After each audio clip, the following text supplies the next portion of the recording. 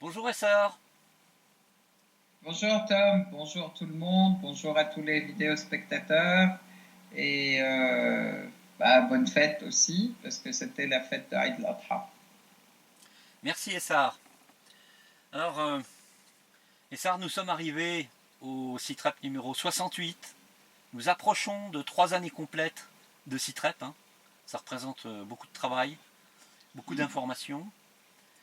Nous sommes le 16 août et pour dire que en réalité l'actualité n'a pas attendu pour se développer, hein. Elle ne nous a pas attendu. On a deux gros morceaux dans le CITREP. Celui concernant bien entendu la Syrie, avec des événements très importants qui se sont produits. Et on va déjà commencer, j'allais dire comme de coutume malheureusement, parce que il faut insister pour dénoncer ce qui se passe en Palestine occupée, le sort des Palestiniens soumis à la barbarie des autorités israéliennes. En fait, oui, nous sommes le 16 août 2019 hein, et c'est aussi la 2019 en Syrie. Ça fait pratiquement 8 ans Oui. complets que cette agression, cette guerre contre la Syrie se déroule. Mais là aussi, on parle de la Palestine, mais la Syrie est agressée parce qu'elle soutient la Palestine et parce que la Palestine, on veut y faire passer ce qu'on appelle le deal du siècle, qui est l'enterrement de la question palestinienne complètement. Et bon, le peuple palestinien résiste et à chaque fois de plus belle, il montre sa détermination à libérer son pays et à se libérer de l'occupant israélien complètement, libérer ses terres. Dans la semaine dernière, cette semaine, ça a été aussi la fête Eid al-Adha, qui est une grande fête, la fête du pèlerinage en fait chez les musulmans. C'était donc par ce fait la totalité, la majorité des Palestiniens se sont orientés vers la mosquée Al-Aqsa pour y faire la prière de la fête. Hein, et puis qui est équivalente à un pèlerinage en fait à Al-Aqsa. C'est la mosquée sainte, c'est un lieu saint de tous les musulmans. Comme Al-Kaaba, en fait, c'est le deuxième lieu saint comme en Arabie Saoudite. Et là, ils ont eu la grande surprise de trouver beaucoup de colons qui ont piétiné la mosquée, qui se sont opposés à leur entrée, et ceci sous la protection de la police et l'armée israélienne. Donc il y a eu de très graves et violentes confrontations. Le mufti de Jérusalem a été malmené, a été arrêté, pratiquement porté par les colons. Il y a eu vraiment de très graves attaques contre la population qui a résisté et qui a montré sa détermination et qui est revenu donc à plusieurs reprises pour faire ses prières. Donc il faut dénoncer effectivement non seulement cette escalade, hein, mais aussi ces violations de tous les droits élémentaires de pratiques religieuses d'un côté et de l'autre côté, la mosquée Al-Aqsa, c'est une mosquée qui est là depuis des siècles et puis qui est musulmane et aujourd'hui sous le prétexte des sous le prétexte de la présence du temple et du temple juif en dessous de la mosquée, les colons et l'État israélien veulent envahir cette mosquée. Je voudrais ajouter quand même à toutes les comment dire, les fouilles en dessous de la mosquée qui menacent sa présence. Le lendemain de ces confrontations, l'armée israélienne a envahi plusieurs villes, notamment une ville qui est dans le nord de Bethléem, une ville qui est du côté de Ramallah, et aussi une ville qui est à l'est de Jérusalem. Donc, en fait, toutes ces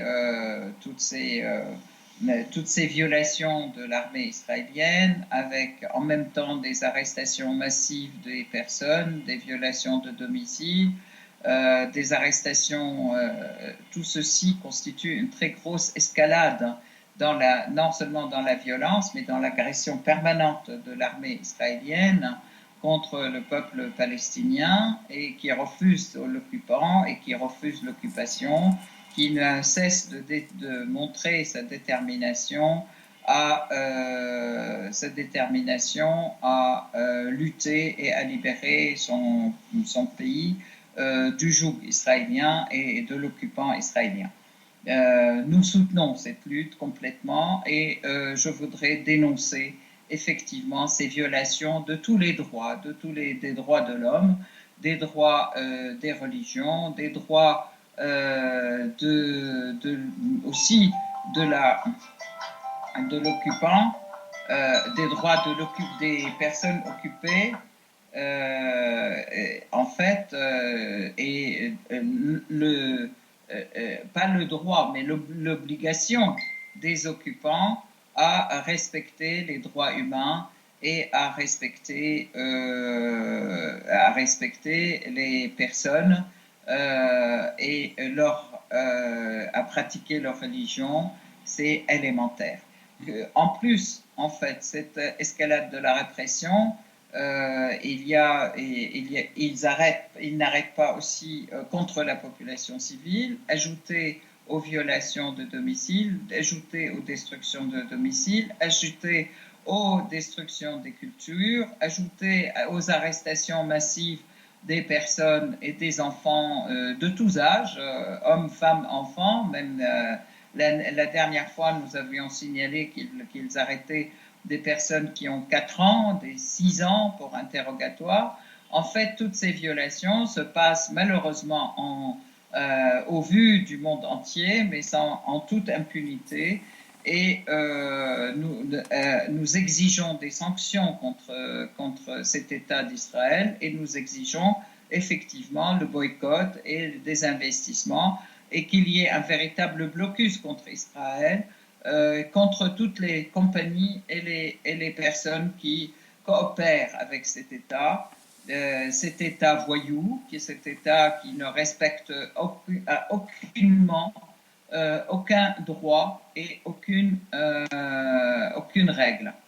Donc nous sommes tous avec les Palestiniens et nous appuyons tout le peuple palestinien dans sa lutte contre l'occupant israélien et jusqu'à la libération totale de sa patrie. Alors, évidemment, je dirais que l'agression israélienne ne se cantonne pas à la Palestine occupée. Elle est dirigée également contre la Syrie, puisque vous m'avez signalé quelque chose qui n'est pas encore tombé sur les téléscripteurs, il semblerait, une agression israélienne à partir de l'espace aérien libanais, le nord de l'espace aérien libanais, contre la Syrie hier soir. Donc c'est très récent. Effectivement, cette nuit, l'armée arabe syrienne s'est opposée contre des objets qui nous arrivaient par le ciel libanais du nord. Cet objet a été détruit avant l'arrivée à sa destination qui était Messiaf en fait, et donc l'objet a été intercepté et détruit. C'est une agression israélienne. Hier, dans la journée, le ciel libanais a été violé à plusieurs reprises aussi par l'aviation israélienne. Donc, ceci ne fait qu'une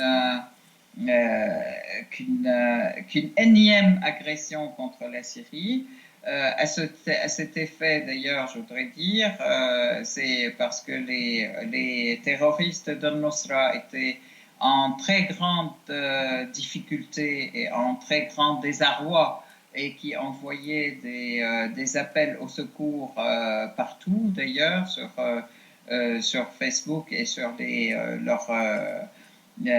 leur ligne téléphonique, hein, puisque l'armée arabe syrienne a répondu à leur violation de l'accord en fait de Sochi après Astana d'ailleurs, qui a été renouvelé à la réunion d'Astana du 1er et du 2 août, qui ont été donc où on a donné une nouvelle chance à la Turquie pour contenir ces hordes sauvages d'Al-Nosra qui sont étalées à Idlib et qui n'arrêtaient pas d'agresser la population civile aussi bien dans les quartiers vers les quartiers d'Alep, de Latakia, de Hama et du nord de Hama.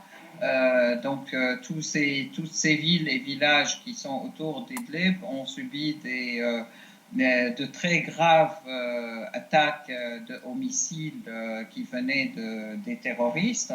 Donc l'armée arabe syrienne a riposté en s'attaquant aussi violemment à leur QG, à leur ligne à leurs quartiers généraux, en fait, excusez les abréviations, à leurs quartiers généraux, à leur ligne de munitions et de ravitaillement, en libérant ainsi 40 villages qui ont été libérés donc dans la semaine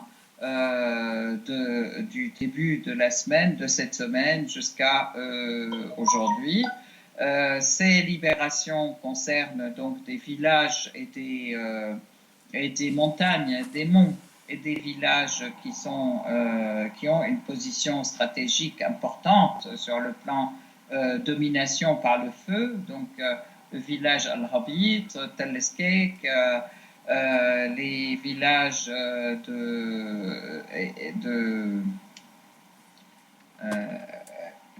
Kafram, Wadi Nadara, etc. Donc, arrivant jusqu'aux abords de Khan Sheikhoun, qui est pratiquement la base la plus importante, des terroristes. Donc, c'est une base qui est stratégique pour eux.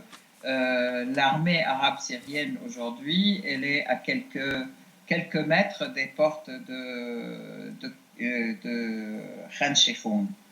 Et ça c'est vraiment très très important. Alors je voudrais dire quand même au niveau des villages et des monts qui sont importants. Il y a Tel As, Kafar Ain, Kherbe, Mourched, après Al-Habit, Tel Sakhr, tous ces villages, entre autres en fait, hein, et donc ça ce sont les villages les plus importants qui ont été libérés du terrorisme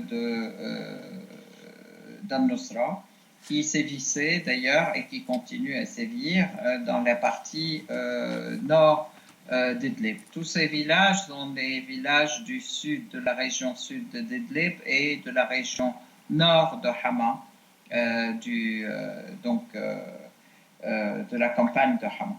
Et vous m'avez dit, ceci en fait ouvre la voie, pardon 2 secondes, ceci ouvre la voie à l'ouverture à se rapprocher de Ma'arret al-Na'man et se rapprocher aussi à ouvrir le passage et la ligne ou l'autoroute importante en fait entre Hama et Alep en fait, donc pour désenclaver la zone économique importante d'Alep.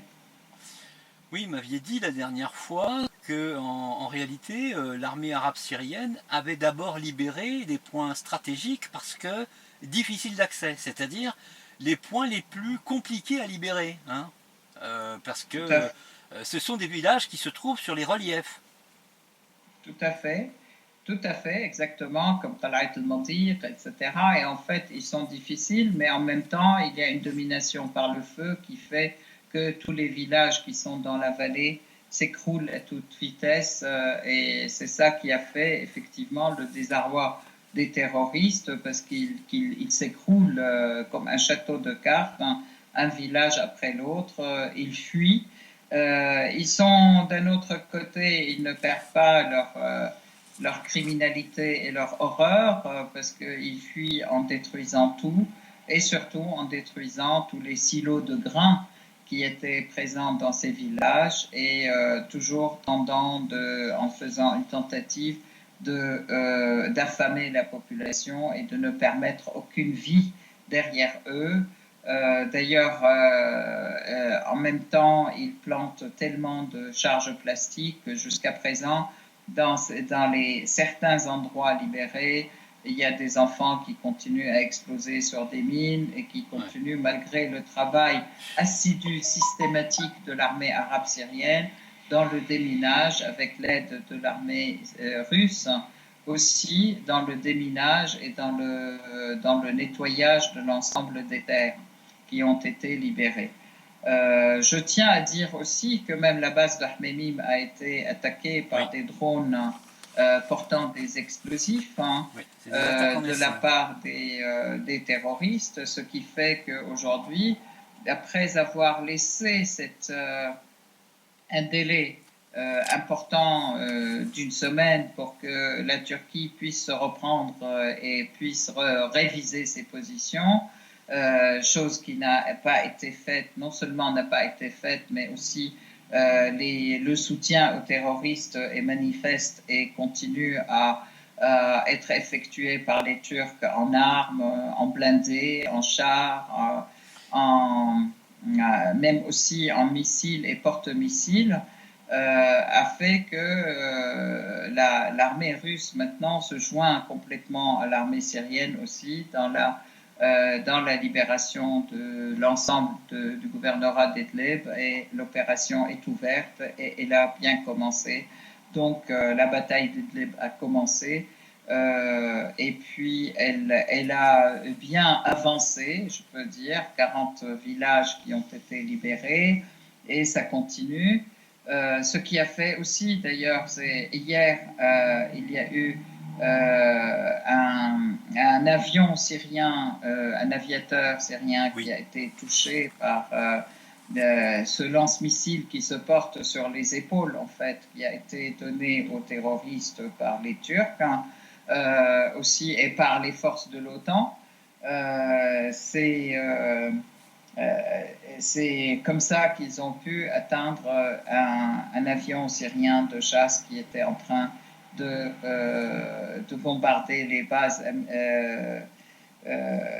des terroristes au-dessus du village Al-Tamana. Donc l'avion a été détruit, nous n'avons pas de nouvelles de l'aviateur. Nous espérons qu'il soit en vie et que, bon, en fait, nous n'avons pas de nouvelles jusqu'à présent. Les informations des terroristes annoncent qu'il a été capturé, en fait, chez eux, mais on ne sait pas si c'est vrai, si c'est faux. Mais vous savez, les informations et les false flags, il y en a plein tout le temps. Oui, oui. Mais donc, voilà. Alors, justement... ça, c'est...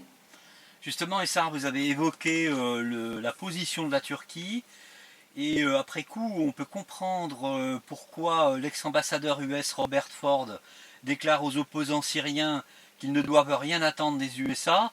Ça, c'est des déclarations qui avaient été faites il y a quelques jours, hein. On aurait dû déjà en faire part la dernière fois. Par manque de temps, on n'avait pas pu, mais on comprend mieux que Washington est apparemment très ostensiblement décidé de s'allier à Ankara pour, je dirais, pérenniser l'occupation de la Syrie, le nord de la Syrie. Et donc là, on a très clairement une décision d'Ankara, hein, qui est une trahison de la lettre et de l'esprit des accords de Sochi. Oui, tout à fait. En fait, bon, tous les médias et les Américains surtout, et les Turcs parlent d'accords entre les Turcs et Washington, entre Ankara et Washington, concernant une zone démilitarisée ou une zone sécurisée de 15 km ou de 40 km ou de 20 km, etc dans le nord de la Syrie, donc cet accord entre Ankara et Washington. Donc en réalité, moi je peux dire des choses importantes d'abord. Premièrement, pour nous, Syriens, ça ne change rien. Les Turcs, comme les Américains, sont des occupants qui violent la souveraineté de la Syrie, qui violent la charte des Nations Unies et qui sont là en toute illégalité et qui doivent se retirer. Ça, c'est un premier point. Deuxième point, il est important de voir que la Turquie a été liée par les accords d'Astana, en fait, et qui devait respecter aussi la décision du Conseil de sécurité, la décision 2254, qui stipule l'unité du territoire syrien, la légitimité de l'État syrien, et puis l'unicité de la population, donc pas comment dire, de destruction de l'État syrien et surtout pas de fractionnement, puisque les Kurdes, en fait pas les Kurdes, le FDS, les forces appelées FDS, qui ne sont pas complètement des Kurdes, c'est une petite minorité kurde qui dirige ces forces FDS, qui sont de toute obédience, mais qui sont liés et soutenus par les États-Unis, donc qui se trouvent dans la partie Al Jazeera de la Syrie, donc c'est la partie qui se trouve tout à l'est de l'Euphrate et au sud de la Turquie, donc et puis dans les frontières, c'est les frontières entre la Syrie et l'Irak aussi, jusqu'à ces frontières-là. Donc les Américains disent qu'ils veulent rester, les Turcs aussi, qui évoquent d'ailleurs le terrorisme kurde entre guillemets, qui finalement traitent avec eux pour dépecer la Syrie. En réalité, c'est une véritable trahison de la part de la Turquie de ces accords qu'ils ont signés et par écrit, et pour lesquels ils ont les accords d'Astana, qui stipulaient aussi que dans la partie dans toutes les parties syriennes qui sont où la Turquie est présente, il fallait que la Turquie aide à lutter contre le terrorisme, à lutter contre Daesh et Al-Nusra, à arrêter de les soutenir, à les obliger à se retirer à 15 à 20 km des zones de confrontation avec l'armée arabe syrienne, à leur retirer les armes lourdes et moyennes et ne leur laisser que des armes légères, et surtout à aider à la reprise en fait progressive de l'État arabe syrien la reprise du contrôle de toutes ces zones qui sont sous domination turque, ce qui veut dire c'est la région d'Idlib, Afrin, toute la région de frontière avec la Turquie et aussi la région qui est à l'est de la Turquie, Al Jazeera. C'est vraiment la Turquie a tourné le dos à cet accord qu'elle a signé et que cet accord, il aurait dû qui a été conclu en septembre 2018 à Sochi entre la Turquie et la Russie, il devait être terminé complètement en décembre 2018. Donc, on est presque à 8 mois, en fait, à 8 mois de cet accord, de la fin et des différents délais qui ont été donnés à la Turquie qui prétendait que c'était difficile, qu'il n'avait pas tellement de contrôle sur les hordes terroristes, et donc ce pourquoi ce délai lui a été donné. Or, non seulement rien n'a été fait, et on a constaté qu'il y avait au contraire beaucoup de soutien qui a été fait par la Turquie donc à tous les terroristes, et que par derrière aussi la Turquie passe un accord avec les États-Unis pour dépecer la Syrie. Pour moi, c'est un point qui est très très important et qui est très grave, puisque ça a fini par aller jusqu'à ces zones dites sécurisées ne seront plus que des zones qui seront grignotées par l'État turc, en véritable reconstruction de son rêve du sultanat ottoman.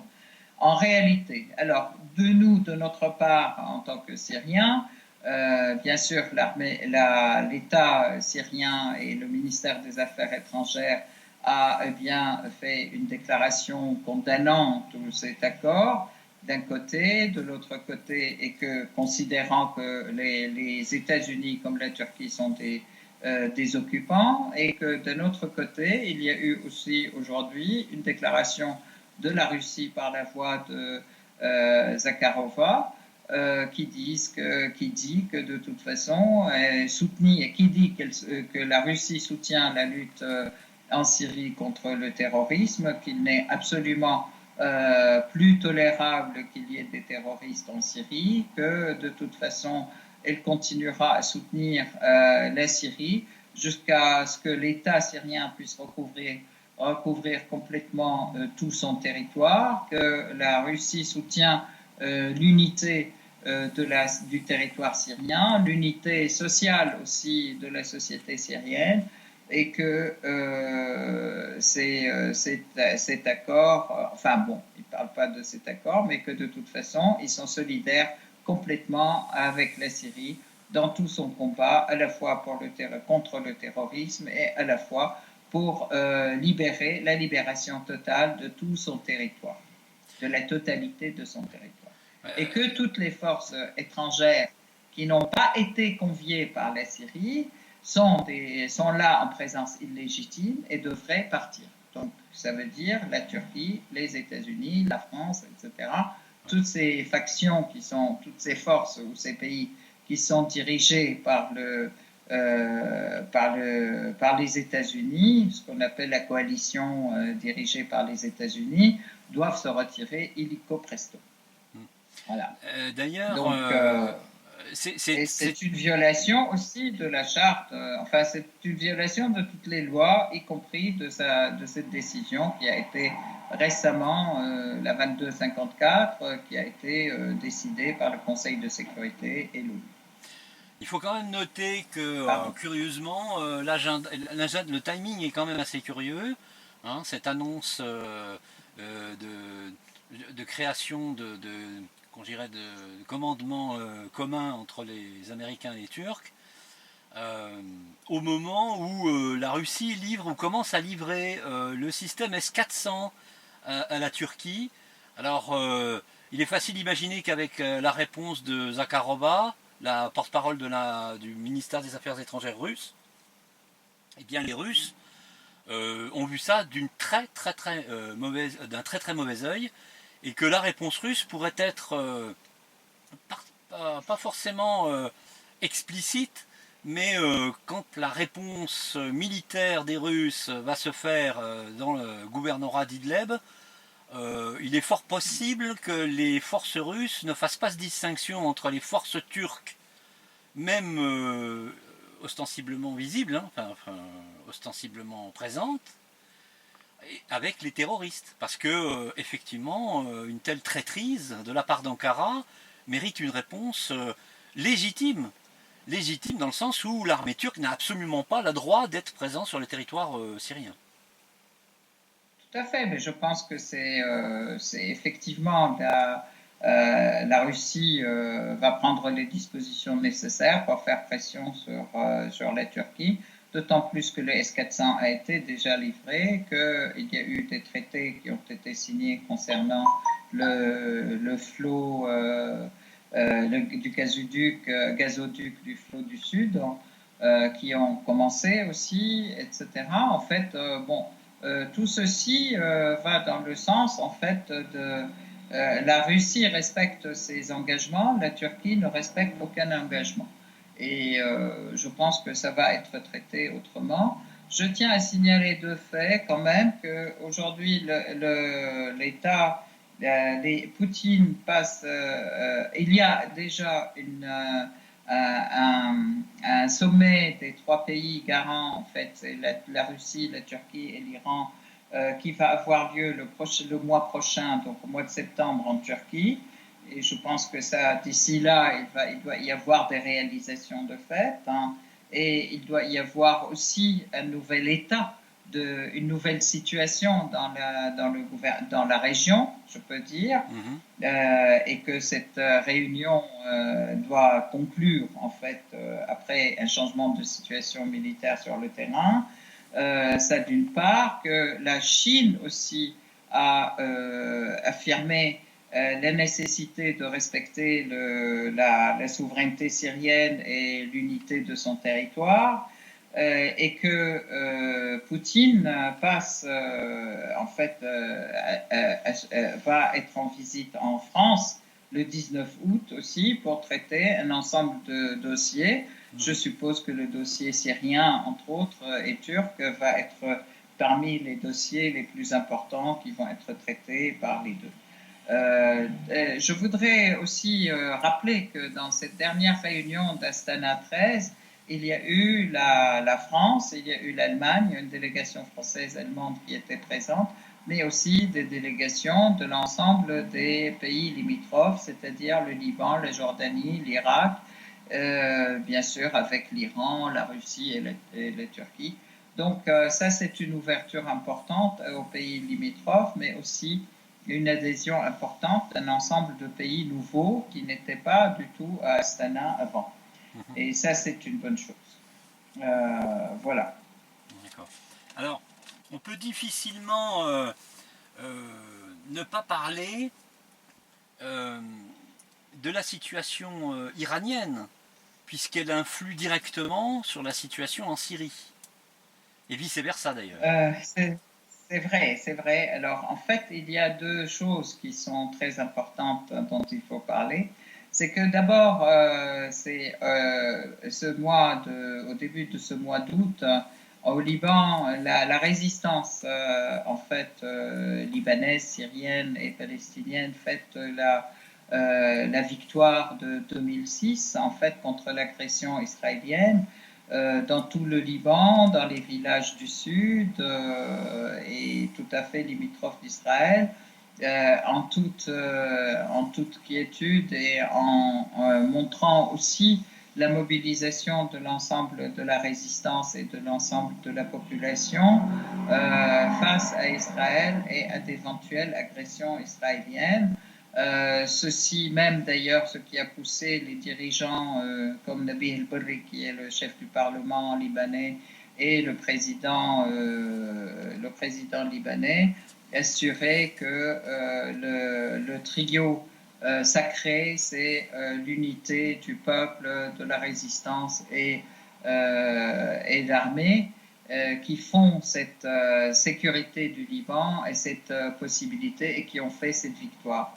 Donc ça, c'est aussi la victoire a été possible par le soutien de la Syrie, à la résistance libanaise et à la résistance palestinienne. Même la résistance à Gaza en 2008, 2014, 2018, hein, c'est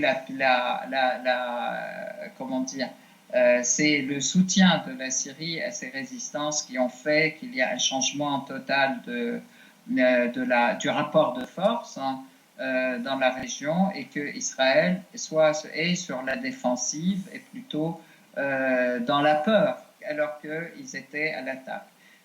De ce fait aussi, on peut parler donc justement des succès de l'État iranien dans le renversement des rapports de force aussi bien au sein du Golfe arabo-persique, hein, concernant cet avion américain qui a été intercepté, détruit à très grande hauteur, américain qui a été intercepté et détruit par les Iraniens, à très grande hauteur. Oui, c'est un avion sans pilote, hein, c'est un avion espion qui coûte une fortune d'ailleurs. La fierté de la production militaire américaine. Oui, oui, oui. Pardon, excuse-moi. C'est effectivement un fleuron de la production furtive, oui, hein, de l'aviation furtive américaine. Hein. Oui, tout à fait. Donc ça d'une part, et d'autre part, ce qui a suivi, c'est la crise du Golfe. En fait, les pétroliers qui ont explosé à Fujairah, dont jusqu'à présent personne ne sait qui a fait ça. Un autre point, l'arraisonnement par l'État de Gibraltar sur la demande des Américains du pétrolier iranien et qui a été intercepté pendant presque un mois. Sans aucune raison, déclare-t-il hier le président de Gibraltar, malgré qu'il l'a libéré et qui a libéré le staff, malgré la demande express américaine pour la prolongation de la... Pour la saisie même, carrément.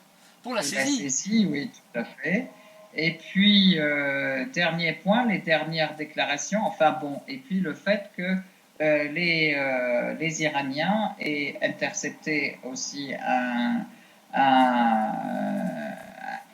bateau anglais, britannique,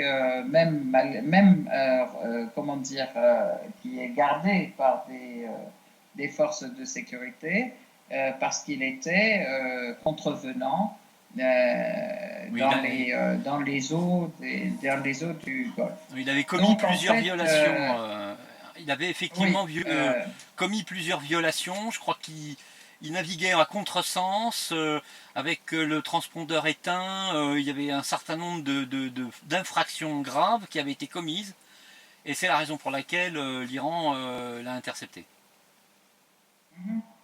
Et en fait, tout ceci n'a pas à changer, je peux dire, à montrer au monde des agresseurs, au monde impérialiste américain et à l'OTAN que de toute façon l'Iran n'est pas prêt à transiger sur ses droits d'un côté, que de l'autre côté, ce sont les Européens et les Américains qui ont conclu des accords qu'ils ne respectent toujours pas, qu'ils ne les ont pas mis en application et que donc maintenant l'Iran se fait respecter aussi et revient au droit international et veut ramener tout le monde au droit international, mais surtout aussi à honorer la signature des traités qu'ils ont signés.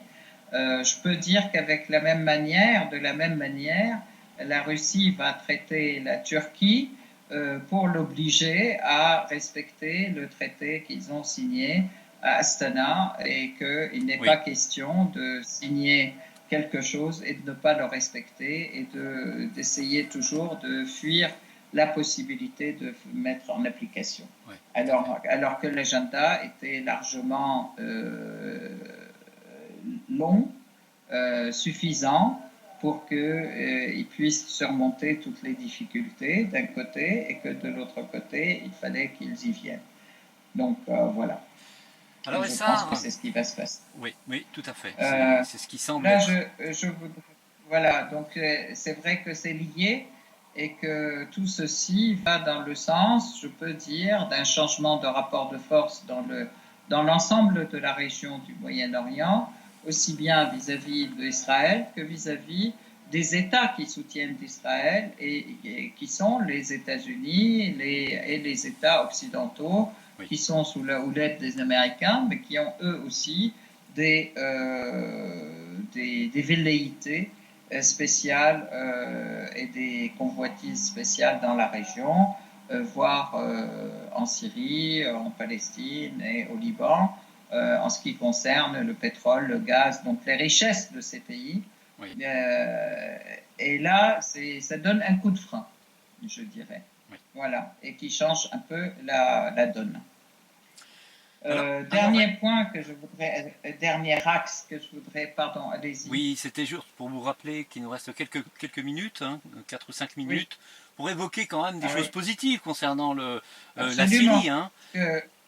Tout à fait. La Syrie va dans le sens de la guérison. Donc, en fait, c'est d'une part les fêtes de Eid al-Adha et de l'Assomption. Il s'est trouvé que aussi c'était dans les mêmes semaines et les mêmes jours. Donc, il y a eu vraiment des festivités communes des deux communautés, à la fois musulmanes et chrétiennes, dans toutes les églises et dans tous les villages. Hein, et tous les lieux qui viennent d'être libérés, qui ont été libérés, et pour certains qui ont été reconstruits, par exemple dans les souks de Damas, d'Alep, de Homs. On a vu vraiment une grande partie de la population festoyer. Dans les églises des villes de Marbarita, dans les villes de Sednaya et des villes qui ont été, des villages qui ont été récemment, même très récemment, libérés des terroristes où les habitants ont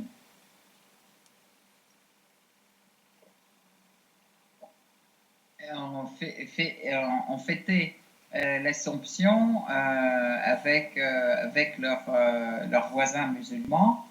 Ça, c'est un point important. Il y a eu des festivités, des festivals, alors aussi de chants, de danse, etc. À Damas, c'était Sham Tujma'na, là c'est Sham, Nour et la Sham nous réunit. À Alep, il y a eu aussi des festivités du côté dans tous les cafés qui sont autour de la citadelle, donc le vieux Alep. Il y a eu une réouverture des souks d'Alep après leur reconstruction. Il y a eu ça c'est très très important. Et puis la participation aussi des Syriens donc dans les festivals internationaux.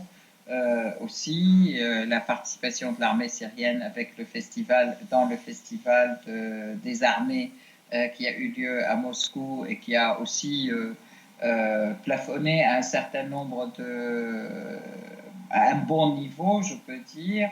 Il y a eu des médailles de bronze dans l'Olympiade internationale de l'informatique, pour 2 médailles de bronze pour les Syriens. Il y a un nageur syrien, Ma'alla, qui a remporté des médailles d'argent dans à Séoul, en fait, dans le championnat international des grandes distances. Il y a eu, donc il y a tout ceci. Il y a eu aussi en même temps un congrès scientifique avec pour la société de la connaissance avec Nostia et le